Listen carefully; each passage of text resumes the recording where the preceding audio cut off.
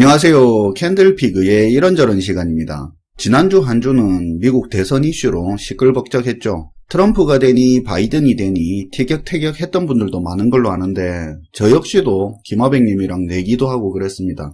선거는 끝났고 미국 내에서 이런저런 혼란이 있는데 대한민국 국민이 미국 대선에 감정이입을 과하게 하시는 분들이 일부 있는 것 같습니다. 사실 우리가 미국 유권자도 아니고 아무리 우리가 이렇다 저렇다 해도 할 수 있는 거 아무것도 없는데 에너지 낭비, 감정 낭비는 할 필요 없다고 생각을 합니다. 선택은 미국 국민들이 하는 거고 우리는 우리대로 변하는 상황에 맞게 대응하고 적응하고 살아가면 되는 거죠. 어찌됐든 미국의 정권 교체가 되면 많은 것들이 변화할 건데요. 그런데 누가 미국 대통령이 되든 바뀌지 않을 부분이 중국을 견제하는 부분입니다. 방법이 다를 뿐 방향성은 똑같습니다.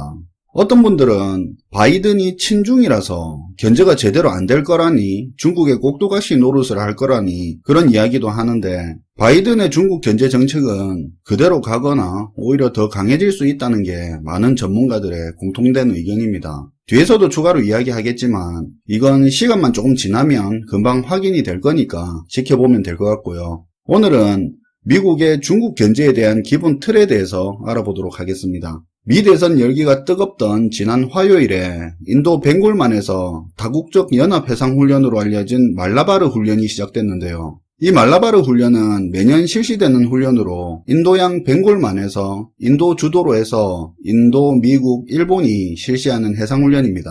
1992년 인도 해군과 미국 해군이 같이 실시하는 훈련이었는데 2015년 이후로 일본도 참여하는 훈련이 되었습니다. 그런데 중국은 이 훈련을 싫어합니다. 지도상으로는 중국하고 상관없는 바다인 것 같은데 왜 싫어하냐 생각할 수도 있는데요. 중국이 수입하는 원유, 가스의 대부분이 인도양과 말라카 해협을 통해서 들어오기 때문에 중국 입장에서 이 말라바르 훈련은 유사시에 중국의 에너지 보급로를 차단하는 훈련으로 받아들여질 수 있기 때문이고, 그리고 훈련하는 이 지역이 중국이 유럽과 아시아에 경제 무역으로 영향력을 확대하려는 1대1로 프로젝트에서 해상 실크로드 경로와 겹치는 부분도 큰 이유입니다. 과거에 2007년 호주도 참여한 적이 있는데 중국의 비난 때문에 말라바르 훈련에 호주는 그동안 참여하지는 않았습니다. 그런데 이번에 실시한 훈련은 호주가 다시 13년 만에 참여하면서 처음으로 인도, 미국, 일본, 호주 4개국이 같이 참여하는 훈련이 됐는데요. 원래 인도가 중국을 좀 의식을 해서 호주의 참여까지는 꺼리는 편이었다고 합니다. 그런데 이번에 인도하고 중국 간에 국경 분쟁을 겪으면서 호주를 초청했다고 하는데요. 당연히 중국은 맹비난을 했겠죠. 그런데 이제 우리는 인도, 호주, 일본, 미국 하면 자동으로 떠올라야 되는 단어가 있습니다. 바로 쿼드인데요. 관심 있는 분들은 이미 알겠지만 미국의 중국 견제에서 군사 분야 쿼드는 기억하고 있을 필요가 있습니다. 쿼드 이야기를 좀 더 하기 전에 과거 미국 소련 간의 냉전체제 시절을 잠깐 되새겨 볼 필요가 있는데요. 미국은 소련의 팽창을 막기 위해서 크게 보면 두 가지 종류로 소련을 견제했습니다. 이 두 가지는 군사적인 부분과 경제적인 부분인데요. 2차 대전 이후에 항폐해진 유럽은 사회주의 사상이 급속하게 전파되고 있었고 경제 군사적으로도 사실상 소련의 확장세를 견제할 수가 없었습니다. 만약에 유럽이 소련에 넘어간다면 세계 패권은 소련이 장악하고 소련 중심의 세계 질서로 흘러갈 수 있었죠. 그런데 성공적으로 소련을 견제할 수 있었던 큰 부분이 군사적으로는 나토와 경제적으로는 가트 체제였습니다. 북대서양조약기구 나토는 집단안보체제로 나토에 가입한 회원국 중에 한 나라만 건드린다면 나토 전체를 건드리는 걸로 간주하고 집단적으로 응징하는 체제였기 때문에 군사적으로 소련을 견제할 수 있었습니다. 경제적인 부분은 유럽이 미국의 도움을 받아서 경제 재건에 성공한 마셜 플랜도 있겠지만 그 바탕에는 국가 간의 관세 장벽이나 수출입 제한 없이 자유롭게 교역을 활성화할 수 있는 가트 체제도 큰 역할을 했는데요. 가트 체제에는 소련을 비롯한 사회주의 진영 국가들은 참여시키지 않았고 사회주의 국가가 성장하지 못하도록 첨단 기술이나 전략물자 수출을 규제했습니다. 그렇게 시간이 지나면서 자연스럽게 사회주의 진영과 자유진영의 경제 격차가 커져가면서 소련을 견제할 수 있었던 거죠. 아무튼 냉전시대가 끝나고 1990년대 국제무역기구 WTO가 출범하고 자유무역의 황금기로 들어서면서 전 세계가 성장하고 있을 때 입맛만 다시고 있던 게 중국이었는데요. 실제로 1995년 WTO 체제가 출범할 때도 중국은 참여하지 못했습니다. 그런데 이런 중국을 WTO에 참여할 수 있도록 후원하고 밀어준 게 미국이었던 겁니다.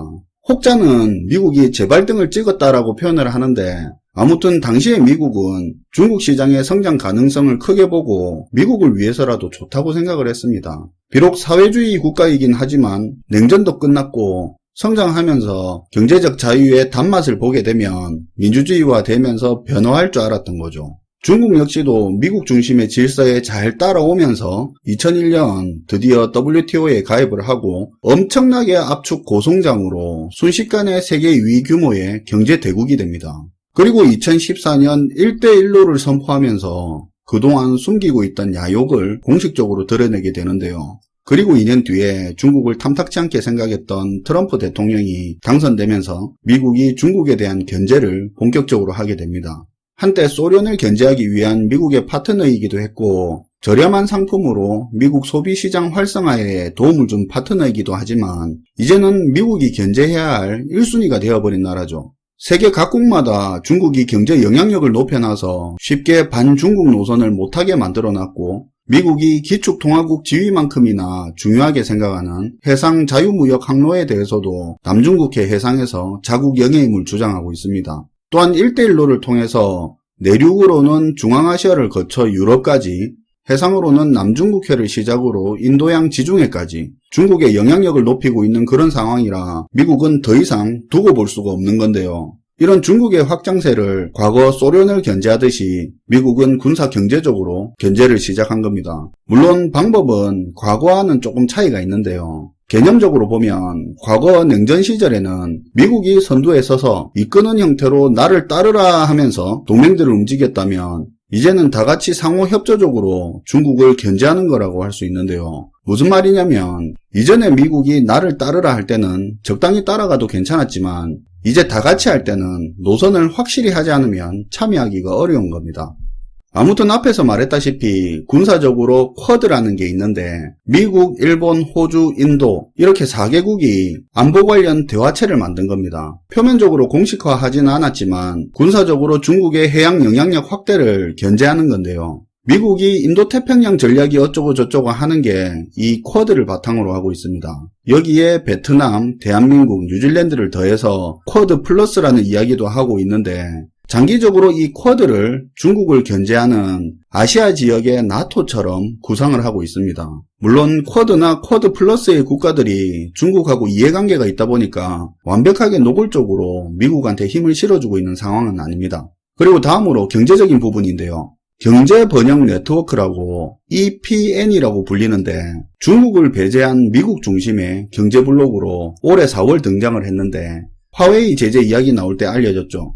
우리나라를 포함한 쿼드 플러스에 해당하는 국가하고 진행하려는데 일단 쿼드 플러스고 EPN이고 우리나라는 중국과 이해관계가 많이 엮여 있기 때문에 대놓고 미국에 힘을 실어주고 있지는 않습니다. 아무튼 소련 시절 가트와 나토가 있었다면 지금은 이런 개념으로 쿼드와 EPN이 등장했다고 기억을 하시면 좋을 것 같습니다. 그런데 트럼프 정부에서 시작된 이 구상이 바이든이 친중인데 그대로 이어지겠냐 이건데요.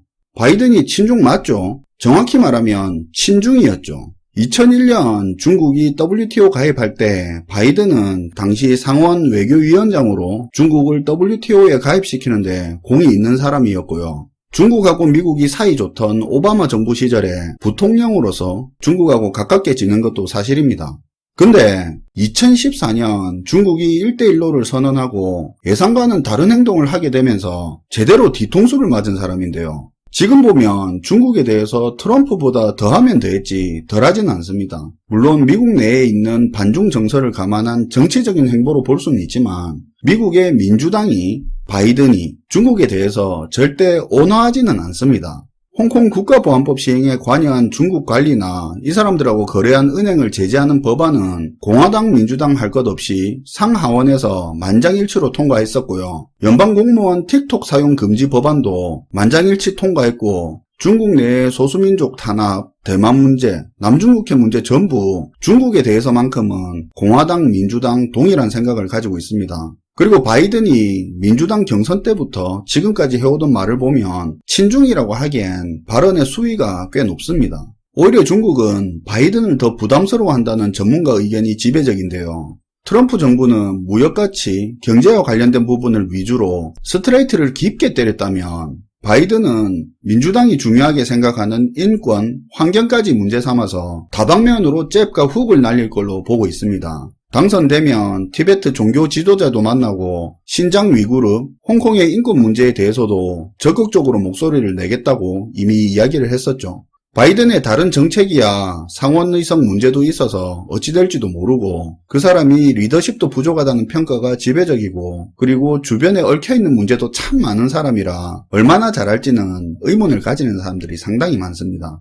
다만 중국을 대하는 부분만큼은 민주당, 공화당 할 것 없이 의견이 초당적으로 일치하기 때문에 쿼드나 EPN이 형태나 명분은 어떻게 바뀔지 몰라도 본질은 그대로 이어질 거라고 봅니다. 바이든에 대한 부분은 선거가 어느 정도 정리가 되고 나면 추가로 다뤄드릴 생각이고요. 미국이 중국을 견제하는 게 군사적으로는 쿼드, 경제적으로는 EPN, 그리고 중국 견제에 대한 부분만큼은 미국은 여야 할 것 없이 일치한다. 요 정도는 기본 바탕으로 깔아두시고 앞으로 국제정세를 함께 공유하면 좋을 것 같습니다. 시청해주셔서 감사하고요. 지금까지 캔들피그의 이런저런 시간이었습니다.